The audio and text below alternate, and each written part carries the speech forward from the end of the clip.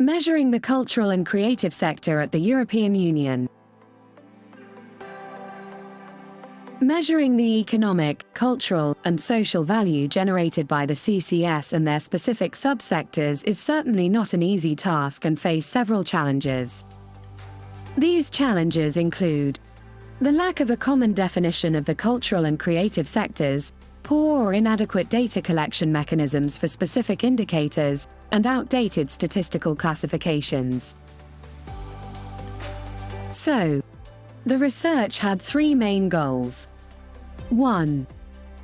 To propose a new framework with an updated definition of the scope of the cultural and creative sectors, to better quantify the CCS and ensure comparability at European Union level of all available data. 2. To develop new methods for capturing and quantifying online services in the CCS. 3. To provide updated economic figures on the CCS and its impact on other socio-economic variables.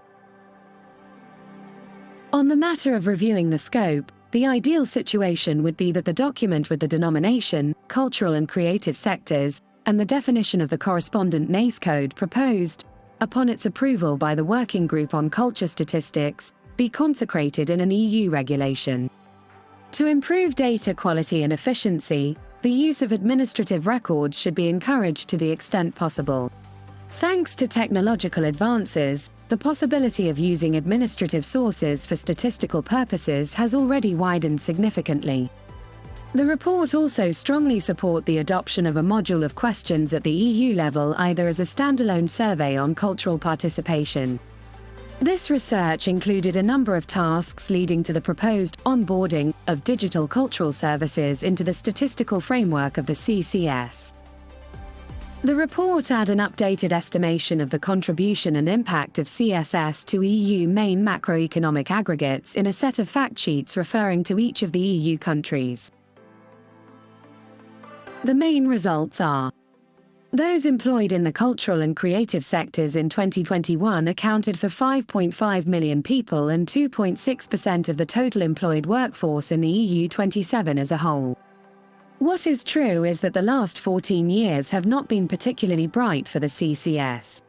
In 2021 we were still at 99% occupancy compared to 2008, albeit at 110% in terms of added value generation. Both exports and imports of cultural goods have grown steadily from 2009 until the year of the pandemic, always showing a positive balance of around €9 billion.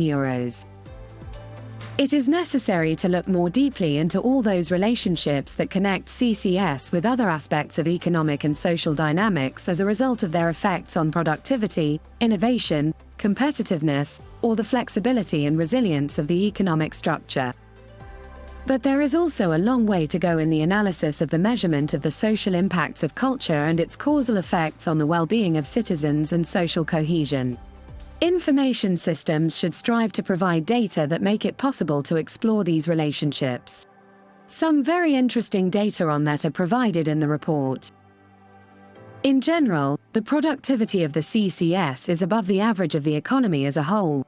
Any increase in the participation of these sectors will translate into an overall increase in the productivity of the system. The research shows that a variation of 1% in the weight of the CCS in the EU 27 countries translates into a variation of 0.0125% in labor productivity. In other words, if the weight of the CCS in the sample countries is doubled, the average labor productivity increases by 1.25%. Analyzing the multipliers of the cultural and creative sectors, for the sectors publishing, dissemination and content production, as for IT activities, the country with the highest capacity to generate added value was Germany, where each euro of expenditure in this sector results in 0.975 euros of added value. For the artistic, cultural, and recreational activities, the countries with the highest impacts are Ireland and Germany. Finally, the report presents some preliminary results about the relationships between CCS and well-being. The OECD Better Life Index, BLI, defines 11 dimensions of well-being that are commonly accepted and used as measures of well-being by the academic and statistical community. The dimensions combine material basis with other aspects related to the quality of life and the environment, while taking into account sustainability and the reproduction of future well-being. Thank you for your attention.